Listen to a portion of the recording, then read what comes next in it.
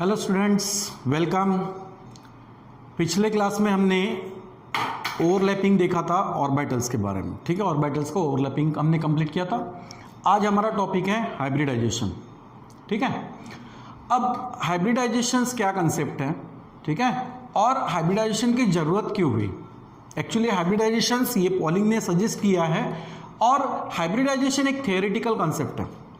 वो एक्चुअली आपको क्या हेल्प करता है कि मॉलिकुलर स्ट्रक्चर जो होता है, मतलब कंपाउंड बनने के बाद मॉलिक्यूल का जो स्ट्रक्चर होता है वो स्ट्रक्चर्स कैसे होगा, किस तरह से होगा, इसकी एक जनरल आइडिया हमें हाइब्रिडाइजेशन से आती है। एक्चुअली ये थियोरेटिकल कंसेप्ट है। ठीक है, वैसे तो स्ट्रक्चर एक्सपेरिमेंटली फाइंड आउट किया, लेकिन theoretically on the basis of hybridisation हम क्या कर सकते हैं कि समझ सकते हैं कि भाई मॉलिक्यूल का शेप किस तरीके से हो सकता है। ओके, लेकिन पहले ये देखेंगे कि भाई हाइब्रिडाइजेशन की जरूरत क्यों हुई। ठीक है, तो सबसे पहले क्या था कि वीबीटी यानी वैलेंस बॉन्ड थ्योरी थी। अब वैलेंस बॉन्ड थ्योरी का कहना क्या था, ठीक है, जिसको हम वीबीटी कहते हैं। वीबीटी यानी क्या बोलेंगे इसको, valence bond theory. Valence bond theory का कहना क्या था कि कोई भी एटम जब बॉन्ड फॉर्म करता है तो उसके पीछे रीजन क्या है। उसके पीछे रीजन है कि उस एटम के ऑर्बिटल्स में अनपेड इलेक्ट्रॉन होना चाहिए। ठीक है, मतलब उसके वैलेंस शेल में अनपेड इलेक्ट्रॉन होना चाहिए। तो according to VBT any atom, ठीक है, form the bond and that number of bond form by an any atom is equals to the number of unpaired electron. ठीक है, number of unpaired electron in their outermost shell, या फिर उसको बोलते हैं valence shell. तो VBT का कहना यह था कि कोई भी एटम उतने बॉन्ड बना सकता है जितने उसके पास में अनपेड इलेक्ट्रॉन होंगे। कहां पर, आउटर मोस्ट शेल में या उसके ऑर्बिटल में। ओके, तो यह कहना था वीबीटी का। जैसे कि फॉर एग्जांपल हम बात करते हैं कि बेरिलियम, ओके, बोरॉन, कार्बन, ये तीन एग्जांपल हम देखते हैं। बेरिलियम का एटॉमिक नंबर क्या है 4, बोरॉन का 5 और कार्बन का क्या है 6 है। ओके, अब इसके पहले आपने ऑर्बिटल इलेक्ट्रॉनिक कॉन्फ़िगरेशन हमने पढ़ा है, आपने देखा होगा। बेरिलियम का एटॉमिक नंबर 4 है, तो इलेक्ट्रॉनिक कॉन्फ़िगरेशन ऑर्बिटल वाइज कैसे होगा, ठीक है, देखते हैं। सबसे पहले होगा 1s, उसके बाद में मिलेगी सेकेंड शेल जिसमें 2 ऑर्बिटल होंगे 2s एंड 2p। ओके, तो बेरिलियम में क्या होता है, 4 इलेक्ट्रॉन है, उसमें से 2 इलेक्ट्रॉन कहां फिलअप होंगे, फर्स्ट ऑर्बिटल में यानी 1s में। ओके, बचे हुए 2 इलेक्ट्रॉन सेकंड शेल में जाएंगे जब 2s ऑर्बिटल में ऑफर फिलअप होंगे। अब 2p में इलेक्ट्रॉन तो है ही नहीं, क्योंकि अपने पास इलेक्ट्रॉन बैलेंस ही नहीं है, तो 2p क्या रहेगा, एम्प्टी रहेगा, टोटली एम्प्टी। ओके, अब इसके पास देखा जाए तो क्या इसके पास अनपेड इलेक्ट्रॉन है, नहीं है। अगर अनपेड इलेक्ट्रॉन नहीं है तो वीबीटी के हिसाब से बेरिलियम ने बॉन्ड फॉर्मेशन नहीं करना चाहिए। ओके, लेकिन फिर भी बेरिलियम क्या करता है, बॉन्ड फॉर्मेशंस करता है। बेरिलियम का आपको कंपाउंड मिलेगा जैसे कि BeCl2, ठीक है, बेरिलियम डाइक्लोराइड, ये कंपाउंड्स आपको दिखाई देगा या फॉर्म होता है। ये कैसे हो गया, जबकि इसके पास तो अनपेड इलेक्ट्रॉन है ही नहीं। तो वीबीटी तो कहती है कि जितने बॉन्ड फॉर्म होंगे उतने किसके हिसाब से रहेंगे, अनपेड इलेक्ट्रॉन के हिसाब से। ओके, तो इसकी वैलेंसी की अगर बात करते हैं किसकी, बेरिलियम की, तो अकॉर्डिंग टू वीबीटी वैलेंसी क्या मिलेगी इसकी, वैलेंसी 0। ओके, वैलेंसी का मतलब क्या, उसके आउटर मोस्ट शेल में कितने अनपेड इलेक्ट्रॉन है अकॉर्डिंग टू वीबीटी। तो ये हुआ। अब बोरॉन की बात करते हैं, इसमें कितने हैं, एटॉमिक नंबर 5 है। इसका ऑर्बिटल इलेक्ट्रॉनिक कॉन्फ़िगरेशन कैसे होगा, 1s2, 2s2 और 2p1। ओके, अब इसके पास एक अनपेड इलेक्ट्रॉन है, कहाँ है, 2p में है। ओके, तो 2p में 2p ऑर्बिटल्स के 3 ब्लॉक करते हैं हम, 2px, 2py, 2pz, उसमें एक अनपेड इलेक्ट्रॉन है। तो चलो ठीक है, अनपेड इलेक्ट्रॉन है मतलब एक बॉन्ड फॉर्म कर सकता है। या इसकी वैलेंसी अगर देखा जाए तो अकॉर्डिंग टू वीबीटी वैलेंसी कितनी आएगी, 1। ओके, अब कार्बन की अगर बात करते हैं तो कार्बन का एटॉमिक नंबर कितना है, 6। इलेक्ट्रॉनिक और ऑर्बिटल इलेक्ट्रॉनिक कॉन्फ़िगरेशन का क्या होगा, 1s2, 2s2, 2p2 होगा। ओके, अब यहां पर देखो p में फिर से हम यहां पर 3 ब्लॉक बनाते हैं। ओके, तो 2s2 में एक यहां और एक यहां, ऐसे 2 अनपेड इलेक्ट्रॉन मिलेंगे। ठीक है, 2s ये इलेक्ट्रॉन से पूरी तरह भरा हुआ रहेगा, मतलब पेयर्ड रहेगी। 1s तो दोनों इसमें भी पेयर्ड है ही। ठीक है, वैसे यहां पर भी है। अब कार्बन के पास 2 अनपेड इलेक्ट्रॉन है, इसका मतलब कार्बन मैक्सिमम कितने बॉन्ड बना सकता है? 2 ही बॉन्ड बना सकता है, ठीक है। तो इसकी वैलेंसी क्या होगी? According to VBT the valency of that carbon is 2। Okay, ये वीबीटी का मानना हुआ। लेकिन ऐसे दिखाई दिया कि बेरिलियम जो है, ये बेरिलियम क्या फॉर्म करता है? बेरिलियम के कुछ कंपाउंड जैसे BeCl2 बेरिलियम डाइक्लोराइड, ये दिखा गया, ये पाया गया। ओके, तो फिर beryllium form BeCl2 beryllium dichloride, boron form, boron अगर देखेंगे तो बोरॉन ट्राइक्लोराइड जैसा कंपाउंड बनाता है, ठीक है। कार्बन की बात करते हैं तो carbon form that CH4 methane molecules form करता है, या फिर कार्बन टेट्राक्लोराइड जैसा कंपाउंड बनाता है, ठीक है। अब ऐसा नहीं होना चाहिए था। अकॉर्डिंग टू वीबीटी जब बेरिलियम की वैलेंसी ही 0 है तो बॉन्ड बनाना ही चाहिए, बॉन्ड बनाना नहीं चाहिए, लेकिन फिर भी तो बॉन्ड बनती हुई दिखाई दे रहा है। तो इस कंपाउंड में क्या होगा? इस कंपाउंड में बेरिलियम की वैलेंसी क्या हो जाएगी? अगर इसकी वैलेंसी की बात करते हैं तो कितना होगा? 2 बॉन्ड्स इसने बनाए, मतलब डेफिनेटली इसकी वैलेंसी 2 होगी, ठीक है। बोरॉन बेरिलियम डाइक्लोराइड में, बोरॉन ट्राइक्लोराइड में क्या होगा? बोरॉन अब यहां पर 3 बॉन्ड फॉर्मेशन कर रहा है, तो डेफिनेटली इसकी वैलेंसी कितनी होनी चाहिए? 3 होनी चाहिए। और कार्बन यहां पर 4 बॉन्ड बनाते हुए दिख रहा है, इसका मतलब कार्बन की वैलेंसी कितनी होनी चाहिए? 4 वैलेंसी होनी चाहिए। ओके, किसकी? कार्बन की। ओके, तो बोरॉन की वैलेंसी कितनी शो होगी? 3। कार्बन कितना शो करेगा? यहां पर वैलेंसी 4। अब ये होना चाहिए था क्या? नहीं, वीबीटी के हिसाब से तो ऐसा चाहिए था, but experimentally it is observe that beryllium, boron, carbon have the valencies 2, 3 and 4 in place of 0, 1 and 2। अब ये क्यों हुआ? ठीक है, इसके पीछे रीजन क्या है? यही पॉलिंग ने एक्सप्लेन किया, और पॉलिंग ने क्या किया? पॉलिंग सजेस्ट, ठीक है, ये इसने सजेस्ट किया किसके बारे में? Suggested about the hybridization. इसने हाइब्रिडाइजेशन का कंसेप्ट लाया, हाइब्रिडाइजेशन के कंसेप्ट के बारे में इसने बताया कि वीबीटी कहीं तो फेल हुई है। वीबीटी के हिसाब से अगर चलते हैं तो कहीं तो फेलियर वो वीबीटी दिखाई दे रही है, क्योंकि वैलेंसी आपको चेंज होती हुई दिखाई दे रही है। ओके, तो फिर कंसेप्ट कौन सा आया नया? हाइब्रिडाइजेशन। अब ये हाइब्रिडाइजेशन क्या था? हाइब्रिडाइजेशन का कहना था कि it is the process of mixing. Hybridization Pauling ने जो सजेस्ट किया उसका कहना क्या था? Mixing of, it is the process of mixing of atomic orbital of nearly same energy, not exactly same, ठीक है, but nearly. So mixing of atomic orbitals of nearly same energy and different shape but gives the equal number of new orbitals of same energy and shape. Nearly same energy के और different shape के orbitals जब mix होते हैं तो उतने ही number के, जितने नंबर के ऑर्बिटल मिक्स होंगे उतने ही नंबर के, इक्वल नंबर के न्यू ऑर्बिटल्स बनते हैं, जिनकी एनर्जी क्या होती है? ऑलमोस्ट बिल्कुल सेम होती हैं, और उनका शेप भी सेम होता है। So same energy and same shape of that new orbitals which are formed by mixing of the atomic orbital. Okay, तो ये प्रोसेस जो है इसको क्या कहते हैं? हाइब्रिडाइजेशन। अब जैसे कि यही एक एग्जांपल हम देखते हैं कि BeCl2 कैसे बना होगा।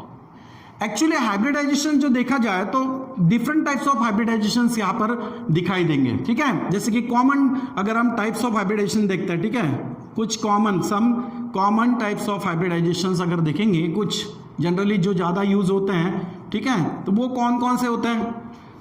ठीक है, some types of hybridization, some common types of hybridization are sp hybridization, sp2 hybridization, sp3 hybridization, ठीक है। उसी तरह से अगर नेक्स्ट और चलते हैं तो sp3d hybridisation, sp3d2 hybridisation, sp3d3 hybridisation, ऐसे different types of hybridisations compounds formations में दिखाई दी, मतलब according to Pauling. Okay, sp2d hybridisations there are number of, but कुछ कॉमन टाइप्स ऑफ हाइब्रिडाइजेशंस हम देखेंगे कि जो मोस्टली इंपॉर्टेंट होते हैं और इन पर आपको क्वेश्चंस पूछे जाते हैं, ठीक है। यहां तक एंट्रेंस एग्जाम में भी इसके क्वेश्चंस आते हैं।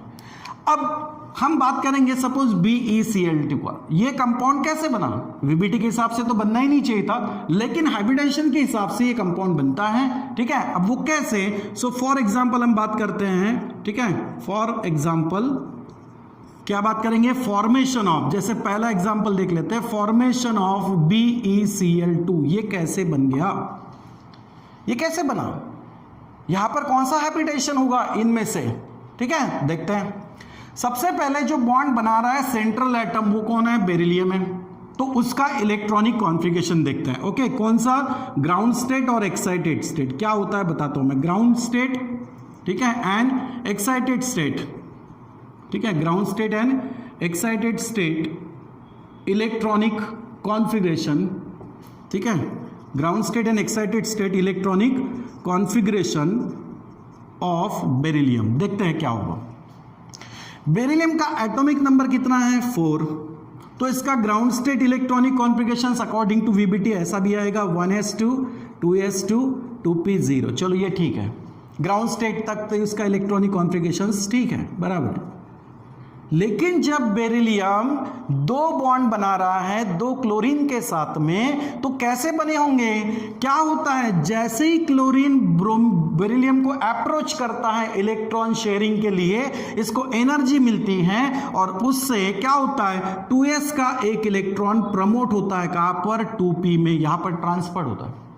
जबकि हमने देखा कि 2p में क्या होते हैं, 3 ब्लॉक होते हैं। ओके, यहां पर क्या होगा, यहां पर बेरिलियम में 2p के तीनों ब्लॉक अभी वैकेंट है, वैसे यहां पर भी होंगे, ठीक है। यहां पर 2p में ये तीनों ब्लॉक वैकेंट है, 2s ऑर्बिटल में इलेक्ट्रॉन फिलअप है, 1s2 में भी इलेक्ट्रॉन फिलअप है। तो होता क्या है, जैसे ही क्लोरीन बेरिलियम को अप्रोच करता है, बेरिलियम की एनर्जी बढ़ती है और इसका 2s का इलेक्ट्रॉन जो है ये क्या होता है, 2p में जंप करेगा, वहां पर ट्रांसफर होता, प्रमोट होता है। ओके, अब अगर ऐसा हुआ तो इसका ग्राउंड स्टेट इलेक्ट्रॉनिक कॉन्फ़िगरेशन किस तरीके से बनेगा, 1s2 में 2 इलेक्ट्रॉन पेयर तो है, लेकिन 2s का एक इलेक्ट्रॉन प्रमोट हुआ कहां पे, 2p ऑर्बिटल में, और जिससे बेरिलियम के पास में 2 अनपेयर्ड इलेक्ट्रॉन बन गए। ओके, अब ये जो इलेक्ट्रॉनिक कॉन्फ़िगरेशन होगा वो कैसे होगा, 1s2 2s1 and 2p1।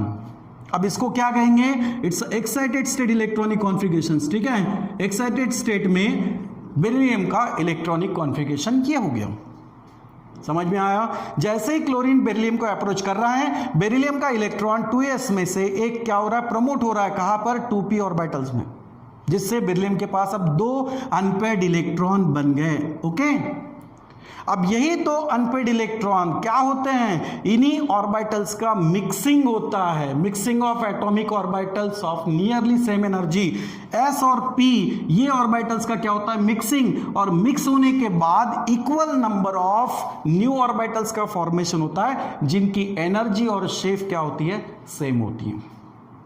Okay, तो इनका क्या होगा, मिक्सिंग होगा, और जैसे ही ये 2 ऑर्बिटल्स मिक्स होंगे, कौन से, 2s और 2p, ये ऑर्बिटल्स मिक्स होने के बाद क्या देंगे, sp हाइब्रिड ऑर्बिटल देंगे। क्या देंगे, sp हाइब्रिड ऑर्बिटल, ठीक है। दोनों का एक ही नाम, इसको भी हम बोलेंगे sp हाइब्रिड ऑर्बिटल, इसको भी बोलेंगे sp हाइब्रिड ऑर्बिटल, जब इनका हाइब्रिडेशन होगा, जब इनका मिक्सिंग होगा। सो sp हाइब्रिड ऑर्बिटल्स कैसे होंगे, ये ऑफ सेम एनर्जी, ठीक है, of same energy and shape, जिनका एनर्जी और शेप क्या होगा, सेम होगा, ठीक है। कैसे होगा, देखो, s ऑर्बिटल का शेप हम कैसे लेते हैं, स्फेरिकल।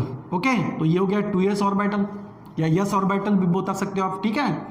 और जो मिक्स हो रहा है वो सेकंड कौन है, p ऑर्बिटल है, p ऑर्बिटल का शेप होता है डंबल, ठीक है।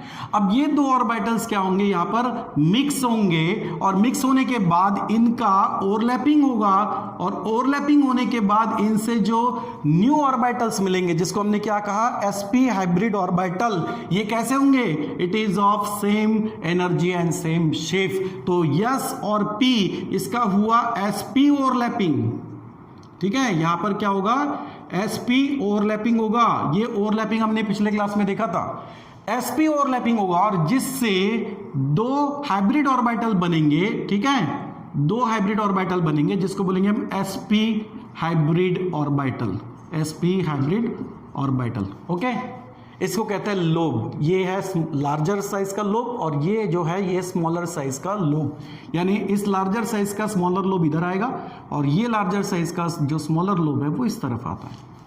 अब इसको कहते हैं sp हाइब्रिड ऑर्बिटल।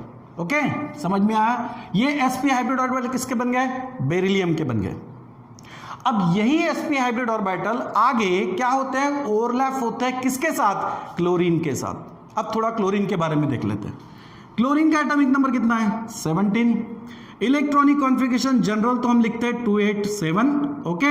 और ऑर्बिटल कॉन्फ़िगरेशन क्या होगा इसका, 1s2 2s2 2p6 3s2 और 3p5 हो गया 17, ठीक है। अब लास्ट वाला ऑर्बिटल्स का मैं बताता हूं। देखो यहां पर 3p, इसके अंदर 3s कंप्लीटली फिलअप है, p में 3 ब्लॉक होता है।